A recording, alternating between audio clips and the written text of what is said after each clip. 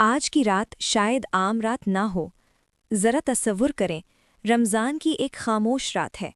آسمان پر چاند چمک رہا ہے، ستارے جگمگا رہے ہیں، ہوا میں عجیب سا سکون ہے، لیکن شاید ہمیں احساس نہیں کہ آج کی رات وہ رات ہو سکتی ہے جس کے بارے میں اللہ تعالیٰ نے قرآن میں فرمایا لیلۃ القدر خیر من الف شہر، یعنی شب قدر 1000 مہینوں سے بہتر ہے۔ سوچیں، 1000 مہینے یعنی تقریباً 83 سال کی عبادت سے بھی بہتر ایک رات۔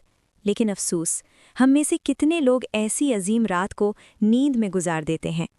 دوستو، رمضان صرف روزہ رکھنے کا نام نہیں، رمضان اصل میں اپنے رب کے قریب آنے کا مہینہ ہے۔ خاص طور پر رمضان کی آخری 10 راتیں، یہ وہ راتیں ہیں جن میں اللہ تعالیٰ کی رحمت زمین پر خاص طور پر نازل ہوتی ہے۔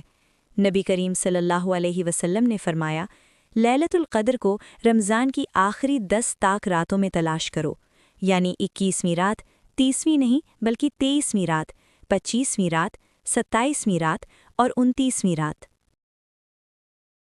یہ وہ راتیں ہیں جن میں بندہ اگر سچے دل سے عبادت کرے تو اللہ تعالیٰ اس کے پچھلے گناہ معاف فرما دیتا ہے۔ ایک شہر میں ایک نوجوان رہتا تھا۔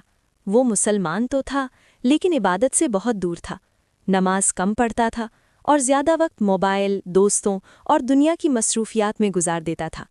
رمضان آیا اور رمضان کی 27ویں رات تھی۔ وہ حسب معمول اپنے دوستوں کے ساتھ باہر جانے لگا۔ راستے میں ایک مسجد کے پاس سے گزرا۔ مسجد سے قرآن کی آواز آ رہی تھی۔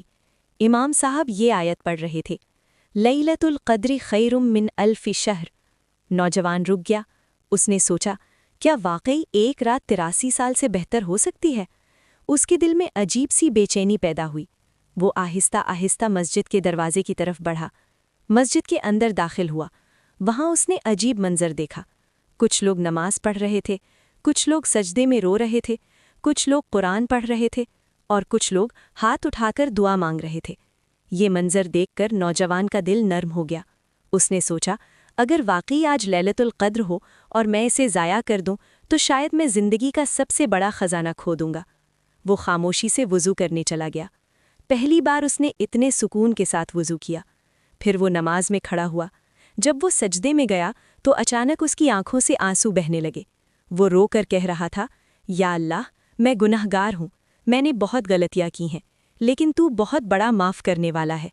اسی لیے نبی کریم صلی اللہ علیہ وسلم رمضان کی آخری 10 راتوں میں عبادت کا خاص اہتمام کرتے تھے۔